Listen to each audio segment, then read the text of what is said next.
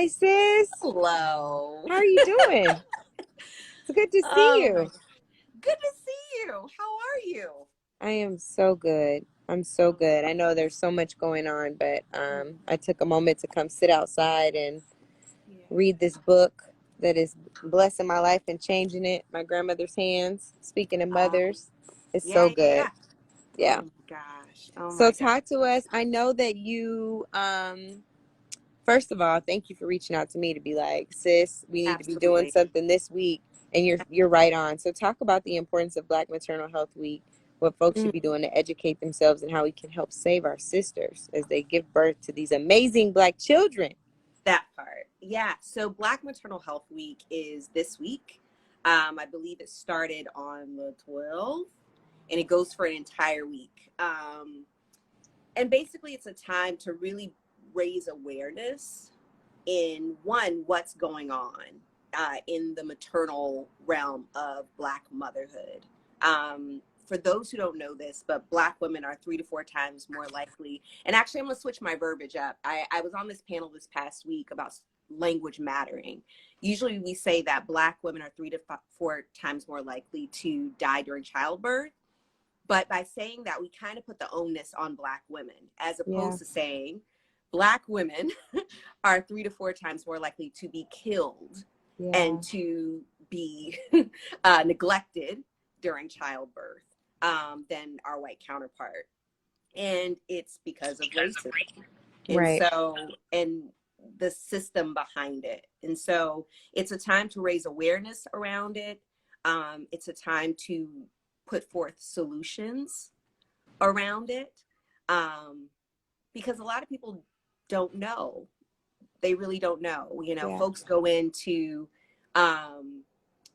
have babies and they expect to come out with their babies and or with their partner, and sometimes that's just not the case. And so it's about raising awareness, but also it's about raising changing the narrative of thriving Yeah. during pregnancy, thriving during childbirth, for us to be able to look back on our childbirth as if as something of joy Yeah. and of bliss.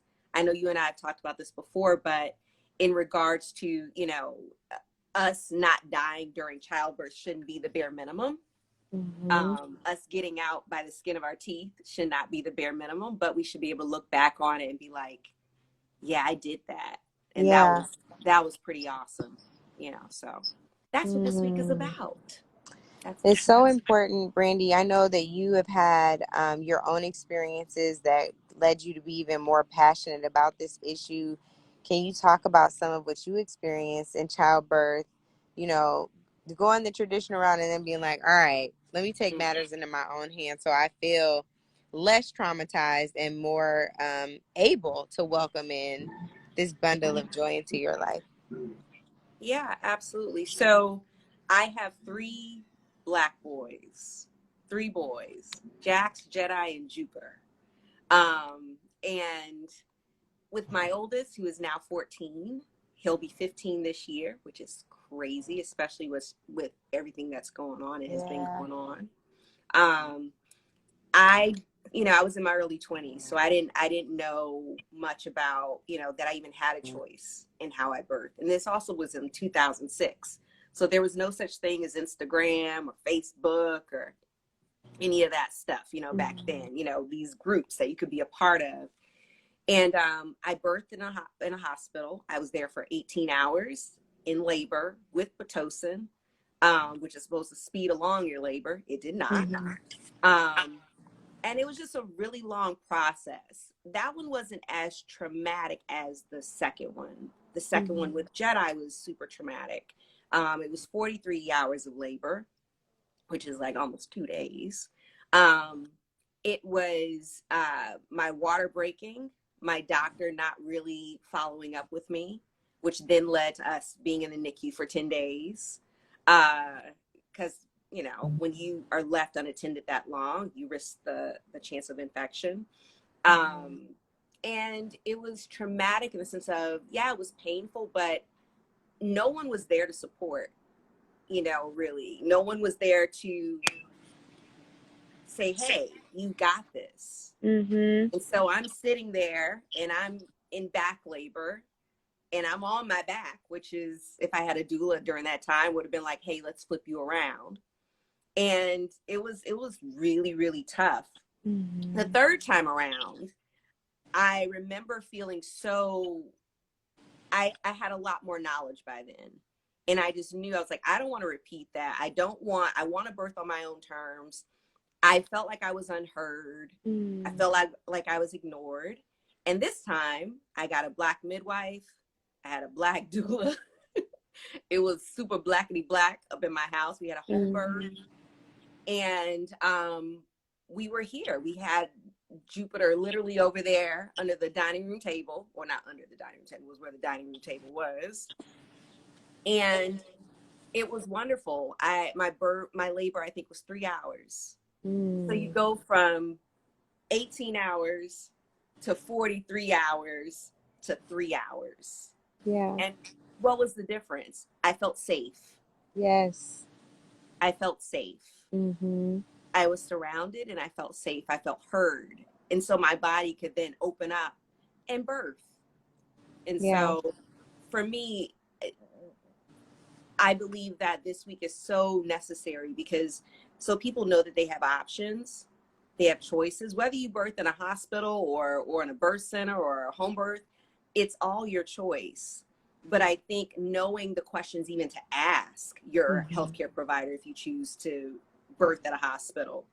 One of the things that I encourage folks to do is when they give birth in these hospitals or with a doctor, ask them, would you treat me any different as a Black patient?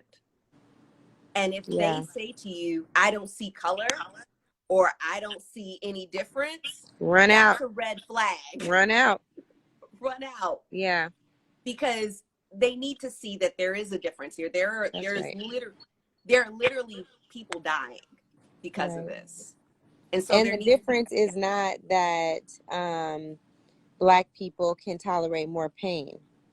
Or that you should encourage all Black women to have C-sections, right? This isn't an area where it is all of a sudden, why are Black patients treated differently? Black patients are always treated differently. Always. And in childbirth, this could be something that is deadly.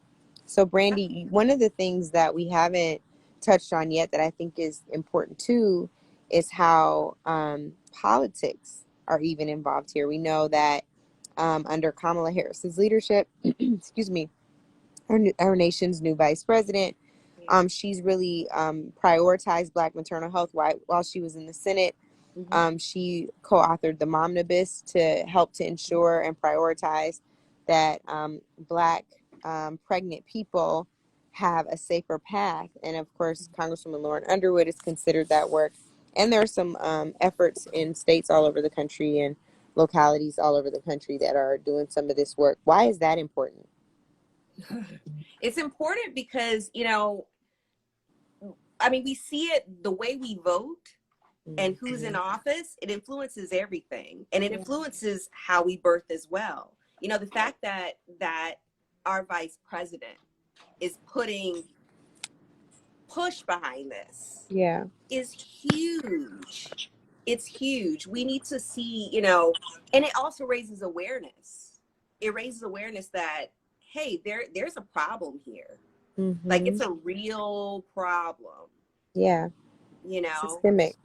It is. It's systemic. It's literally ingrained in our society, in our country. I mean, the way that we change these unseen laws and rules is by the higher ups, the folks that we elect.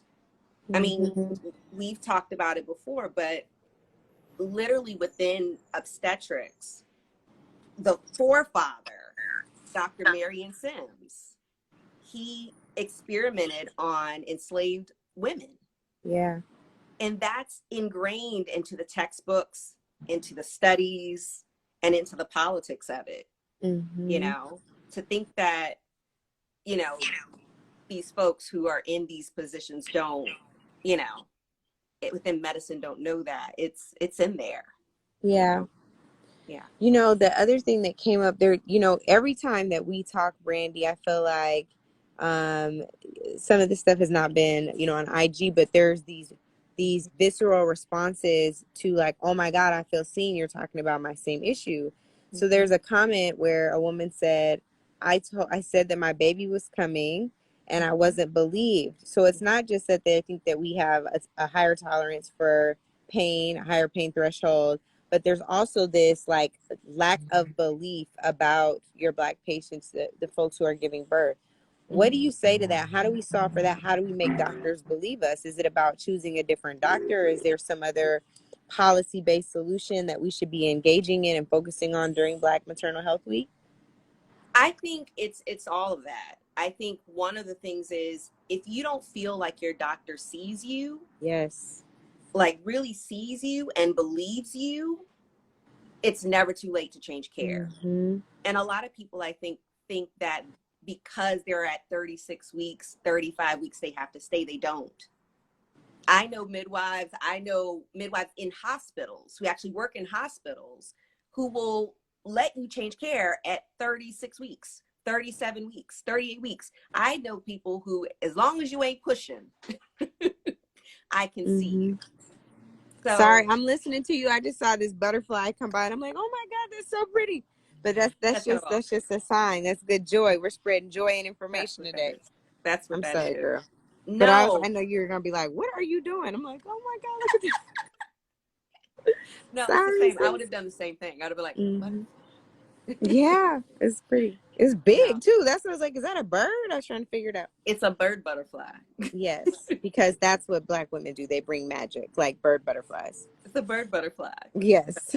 Oh my gosh, I love it. No, I think it's all of the above, though. Yeah. I think there are people literally, if you aren't pushing, you can change care.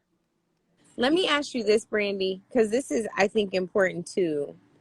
There are a lot of folks now, including me. We've talked about this before too. I'm 41. I still want to have a baby. I've frozen my eggs, but some of this conversation scares the hell out of me. Like, oh my God, am I signing up for a death sentence? Yeah. What do we do to ensure that women who look like us know that there's still a way to safely give birth, to still safely conceive, and to go through this process? What are the things where you're like, let me tell you 3 or 4 things that you can do to ensure that you're going to be good? Yeah. One, make sure you have the people around you that make you feel safe. That's the first thing. And that's the most important thing. And it doesn't have to be a large group. It can be a small group of folks that are just right here and they got you. Like I like to describe it as they should feel like a warm hug when you talk to them, when you're around them, when you Y'all, Brandi feels like a warm hug for any women in the LA area. That's Brandi, just so you know. Oh my gosh, you're kind. But it's true. It should feel like that. And so that's the first thing. So whether that's your provider, because again, it can be a doctor. Yeah. There are doctors. I know plenty of doctors out there that they get it. They get it. It could be your midwife, your healthcare provider, whatever. They should feel like a warm hug. So that's the first thing. They should be obviously knowledgeable, but then also that village, right? So villages look different for everybody. For me, it looked like my midwife, my doula, and then I had a few friends like here who I don't know. First it was 10 and it was 8. How many friends was it, Brandi? It interchanged. You have a good circle. I do. I have a really good circle. And they would just come over and they would just love up on me. And so what about, oh, sorry. Go ahead. No. Well, I was thinking of your circle, the one that immediately came to mind was Moms in Color. And so I also want you to talk about that, because that's a circle that exists for moms who are carrying, but also on the other side of that. And when you dive into motherhood, because that's a whole nother baptism by fire folks are ready for. So talk about that circle. Yeah, Moms in Color is a collective that I co-founded with some amazing, amazing women back in 2018. And it was created because there was a lack of inclusion and diversity within the motherhood space. And Mm-hmm. so Moms in Color, we have these mama meetups. Well, now they're virtual, but mama meetups, and we talk about everything from postpartum to, you know, self-care and are you okay? Are you good? All of the things. And so again, that's a circle. I think the way to feel safe is to have your circle. And if anyone doesn't make you feel safe, they can't get past that circle. I want to show you this because it's affirming, and I know you were like, oh, that's nice, but I want to show you this because Tiara said, I hope I'm pronouncing your name right, sis. Brandi felt like a warm hug to me after escaping the hospital. She was the first person I reached out to. Such a safety net. Love you. And so I think during Black Maternal Health Week, what we want to do is affirm you, not just as a mother, but also the advocacy work that you do for moms in color and as a doula, and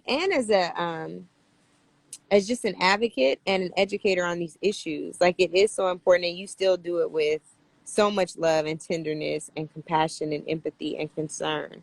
And so this week, while you are busting your behind to get this information out, I hope you know that you always do feel like a warm hug. And Tiara was my amen corner. So thanks, Tiara. Since you told me that's nice. No, thank you so much. That's very kind. And that's what we should be here for. We should all feel like that. I you know, you remember that old song? It's old, but it's Please Prepare Me to Be a Sanctuary.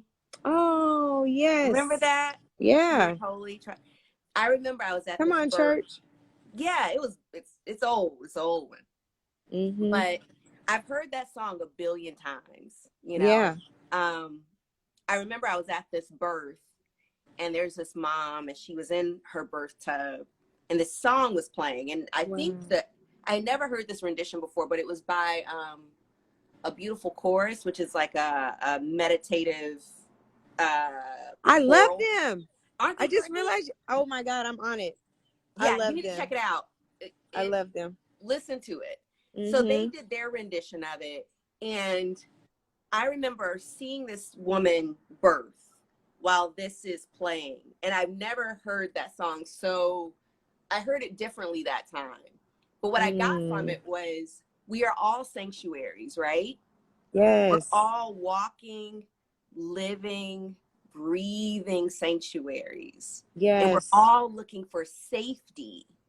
Absolutely. And we're all looking for sanctuary as well. And so I think it's important that, to answer your question, that we be that to each other. Yes. That we be, that's good. Right? That we be walking, breathing sanctuaries where, hey, I see you. Come in here. Find safety here. I can be a container for you, and vice versa. Yeah. You know, and I think that that's why when you feel scared of birth because of all the things that you're hearing, because it is scary. That is scary. Just know they that said, wait, they put on here, you know, my memory's not as great as it ought to be. But somebody put on here a birthing playlist, and I'm like, Brandi should have birthing playlists. That is the thing. Put them up, Brandi. That would be good. Like, help people to be the sanctuary. Yeah. It's a good one. I mean, when I heard that, I was just like, whoa. I mean, I was in tears. I was like, okay, hold it together, Brandi. You know. Exactly. It was just like, wow, that's what we're supposed to be.